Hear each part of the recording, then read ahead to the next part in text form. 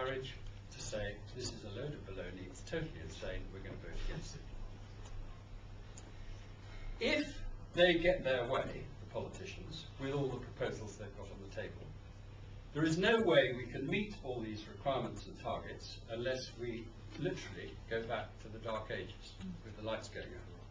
Because that little wind turbine on Lindon is not going to keep the lights of Wells going, or indeed Lytton where I live, or indeed anywhere else, because, of course, on average, about 3/4 of the time, the wind ain't blowing.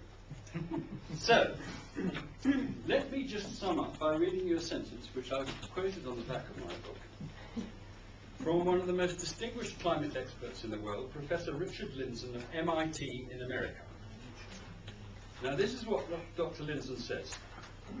Future generations will wonder in bemused amazement that the early 21st century's developed world went into hysterical panic over a globally averaged temperature increase of a few tenths of a degree, and on the basis of gross exaggerations of highly exaggerated computer predictions, combined into implausible chains of inference, proceeded to contemplate a rollback of the industrial age. Now, a complicated sentence, but by golly, he's put it right. And that's why the title of my book is The Real Global Warming Disaster Is the Obsession with Climate Change Turning Out to be the Most Costly Scientific Blunder in History. Yet how much of this do we hear from our politicians, let alone, alas, most of my colleagues in the media? One of the reasons why I honour Roger Helmer and Sammy Wilson and Ron Forrest, our councillor here in this part of Somerset, is that they are almost the only politicians in this country who are prepared to do their homework, think for themselves, and dare publicly to question this collective attack of mass hysteria. And that is why, just before I end, I've got a couple more things to say, but I would ask you to raise your glasses in a toast to 3 politicians who stand out from and refuse to be swayed by the crowd. Roger, Sammy, and Ron.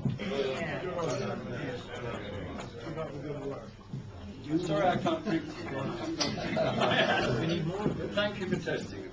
Now, the moral of this tale, I'm afraid, is that we're paying the price for allowing our entire political system to go off the rails in a way which has been quite unprecedented.